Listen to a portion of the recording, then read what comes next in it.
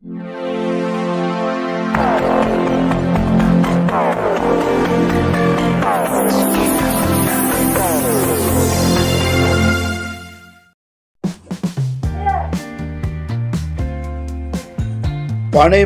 ಸೇತುವೆಯ ಮೇಲಿನಿಂದ ನೇತ್ರಾವತಿ ನದಿಗೆ ಹಾರಿ ಹುಡುಗರ ಗುಂಪೊಂದು ಹುಚ್ಚಾಟ ಮೆರೆಯುತ್ತಿರುವ ವಿಡಿಯೋ ಸದ್ಯಕ್ಕೆ ವೈರಲ್ ಆಗ್ತಿದೆ.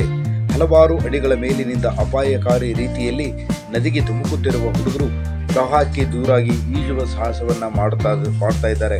ನೇತ್ರಾವತಿ ನದಿಯಲ್ಲಿ ಅಪಾಯದ ಮಟ್ಟವನ್ನ ಮೀರಿ ನೀರು ಹರಿಯುತ್ತಿದೆ. ಆದರೂ ಉಕ್ಕಿ ಹರಿಯುತ್ತಿರುವ ನದಿಗೆ ಹಾರಿ ಪ್ರವಾಹದಲ್ಲೇ ಈಜಿ ಮುಳುಗಿ ಏಳುತ್ತಾ ಎಂಜಾಯ್ ಮಾಡುತ್ತಿದ್ದಾರೆ.